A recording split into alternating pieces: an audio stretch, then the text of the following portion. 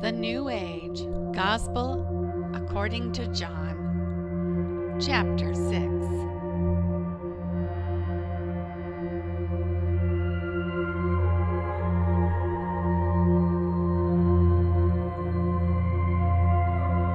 The story in Chapter 6 is about Jesus who feeds the 5,000 out of 5 loaves and 2 fish.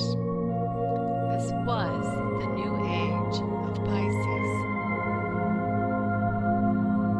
Now, to a Jew, the number 5 represents the Torah, simply because of the 5 books within the Torah: Genesis, Exodus, Leviticus, Numbers, Deuteronomy. To the Christian, 5 represents grace. Although Jesus had not been crucified yet, and there were essentially no Christians as yet. To the Gnostic, 5 represents wintertime, the 5 months when nothing grows, or below the belt where there are no vital organs, no life. Universally, barley or wheat comes into harvest in the fall. So much like John chapter 2, when Jesus turned water into wine, and you think to yourself, this must be in the fall when grapes come into harvest, but it was not. It was in the springtime. One would logically conclude this must have occurred under the zodiacal sign of Leo, Leo, the Lion King. But we will later discover this is also in the springtime, just before another Passover. An entire year had passed. Leo, the Lion King. And let's not forget, every devout Jew was expecting the Lion of Judah to be their anointed one. We do see, symbolically, the Lion King throughout this chapter, but according to the calendar, it is just before Passover, just before the vernal equinox, at the end of a winter when nothing has grown.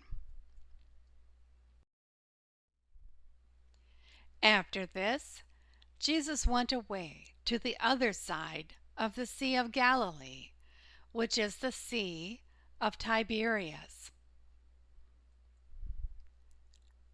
Who lived on the other side of the Sea of Galilee? Gentiles, who would readily pick up on the meaning behind what Jesus was about to do. And also plenty of Jews who would also pick up on scriptural meaning. Mixed message, mixed group, mixed message.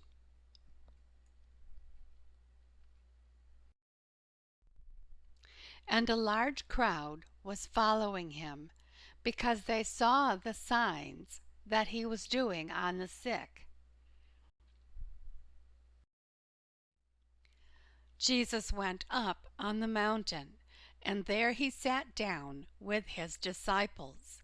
Now the Passover, the feast of the Jews, was at hand. This is just prior to the vernal equinox. Lifting up his eyes then, and seeing that a large crowd was coming toward him, Jesus said to Philip, "Where are we to buy bread so that these people may eat?" Obviously, there was no wheat to pluck the heads of, no grapes, nothing was outdoors and in sight. They needed to shop for bread. He said this to test him, for he himself knew what he would do.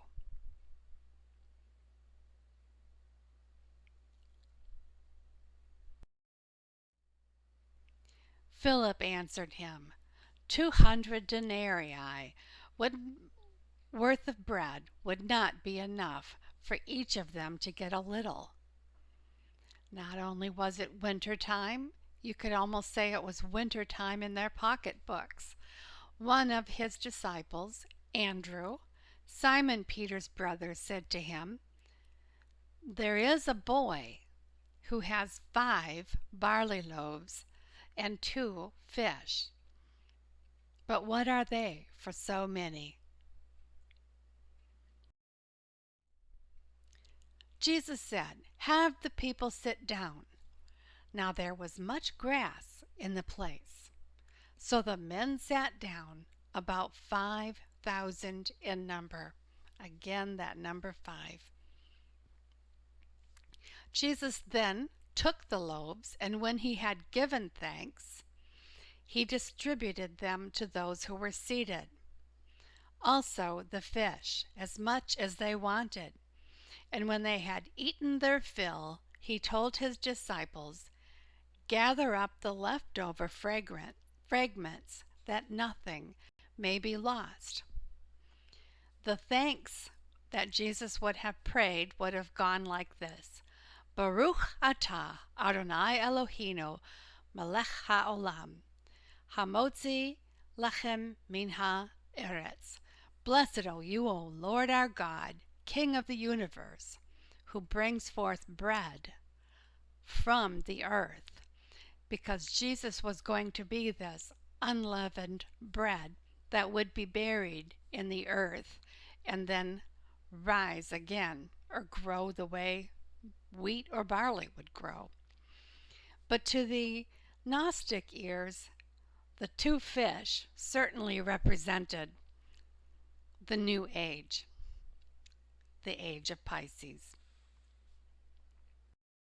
So they gathered them up and filled 12 baskets with fragments from the 5 barley loaves left by those who had eaten. There was enough bread for the 12 disciples to take home with them. A good Jew would have gone, yes, 12 disciples, 12 baskets of bread, 12 tribes of Israel. The Gnostic would have thought, wow, 12 for all time, as there are 12 hours in a day, 12 months in a year. Mixed group, mixed message.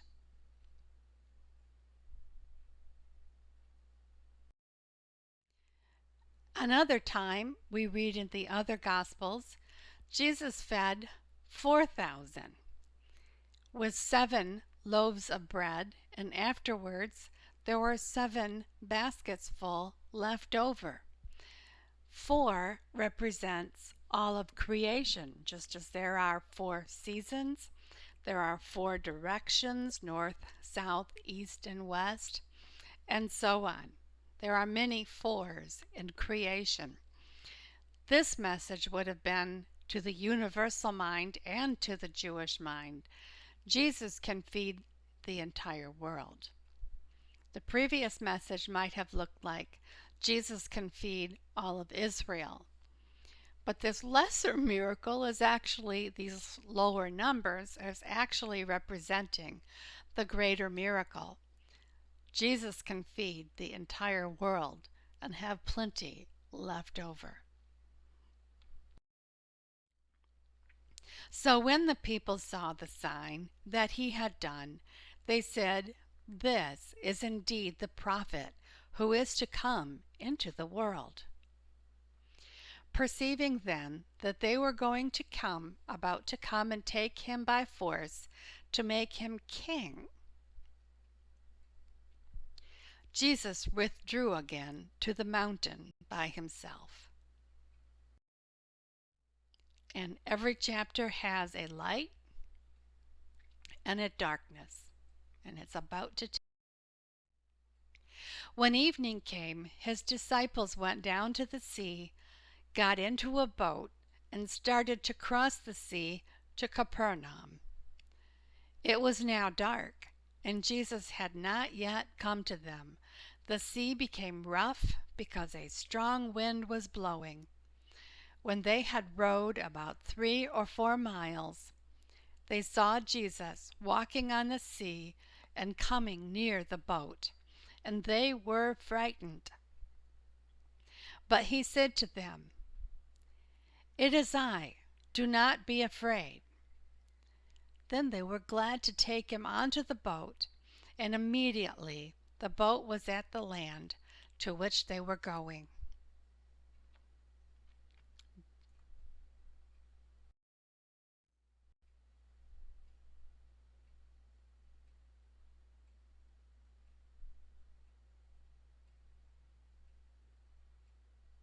This logo is so rich on many planes.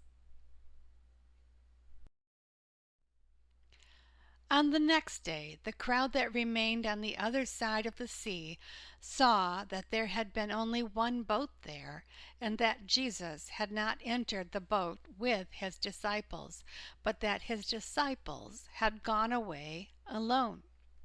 The other boats from Tiberias came near the place where they had eaten the bread after the Lord had given thanks. So when the crowd saw that Jesus was not there, nor his disciples, they themselves got into the boats and went to Capernaum, seeking Jesus. When they found him on the other side of the sea, they said to him, "Rabbi, when did you come here?" Jesus answered them, "Truly, truly, I say to you, you are seeking me, not because you saw signs, but because you ate your fill of the loaves. Do not work for the food that perishes, but for the food that endures to eternal life, which the Son of Man will give you, for on him God the Father has set his seal." Then they said to him, "What must we do to be doing the works of God?" Jesus answered them, "This is the work of God, that you believe in him whom he sent."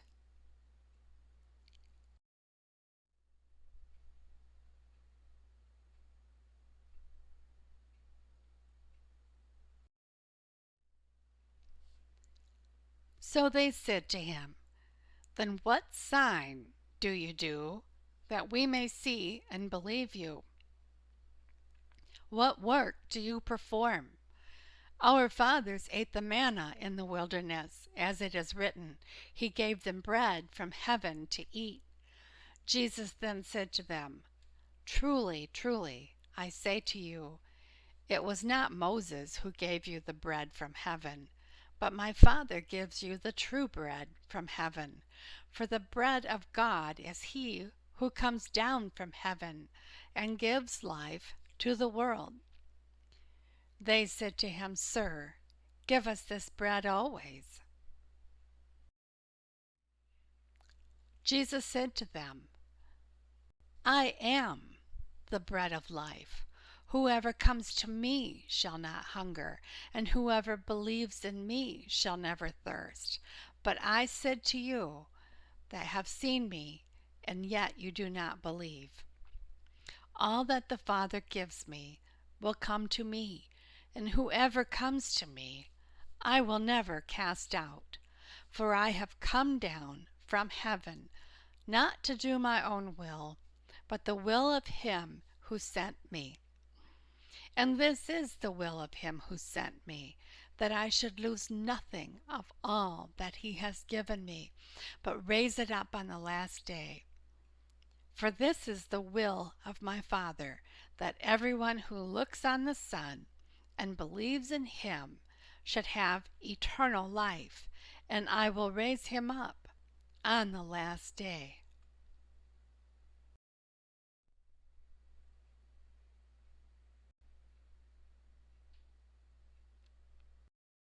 So the Jews grumbled about him. Interesting choice of words, because it was the Jews that grumbled about the manna in the wilderness. Because he said, "I am the bread that came down from heaven." They said, "Is this not Jesus, the son of Joseph, whose father and mother we know, how does he now say, 'I have come down from heaven'?" Jesus answered them, "Do not grumble among yourselves. No one can come to me unless the Father who sent me draws him, and I will raise him up on the last day. It is written in the prophets, and they will all be taught by God. Everyone who has heard and learned from the Father comes to me. Not that anyone has seen the Father except he who is from God. He has seen the Father. Truly, truly, I say to you, whoever believes has eternal life. I am the bread of life. Your fathers ate manna in the wilderness, and they died.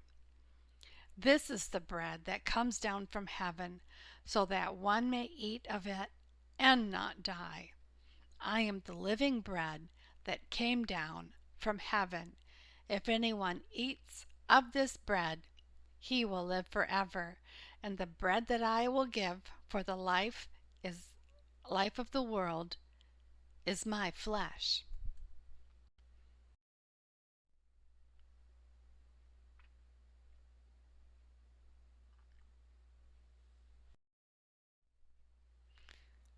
The Jews then disputed among themselves, saying, "How can this man give us his flesh to eat?"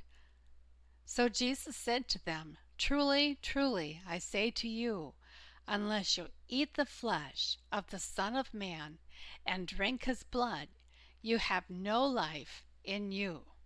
Whoever feeds on my flesh and drinks my blood has eternal life, and I will raise him on the last day. For my flesh is true food, and my blood is true drink. Whoever feeds on my flesh and drinks my blood abides in me, and I in him. As the living Father sent me, and I live because of the Father, so whoever feeds on me, he will also live because of me. This is the bread that came down from heaven, not like the bread the fathers ate and died. Whoever feeds on this bread will live forever." Jesus said these things in the synagogue as he taught at Capernaum.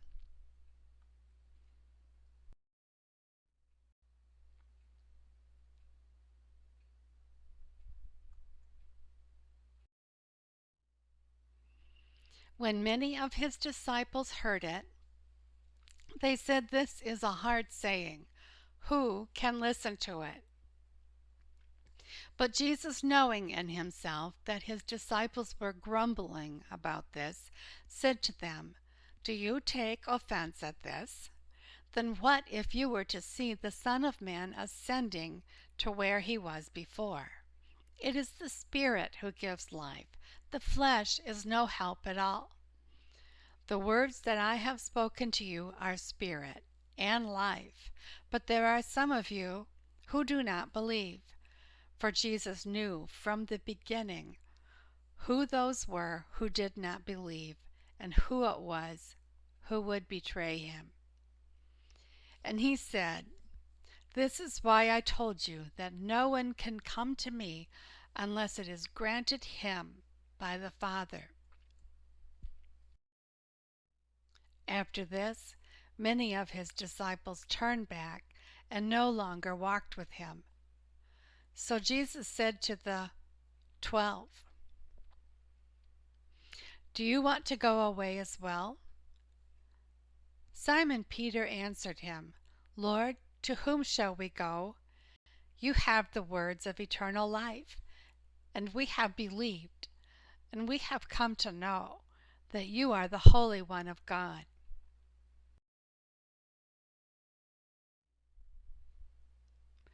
Jesus answered them, "Did I not choose you, the 12? And yet one of you is a devil."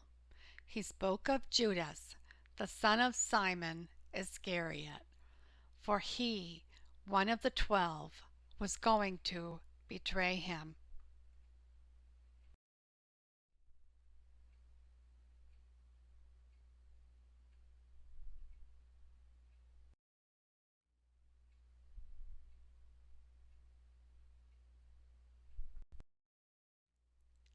Be blessed, my friend. And please return for Chapter 7.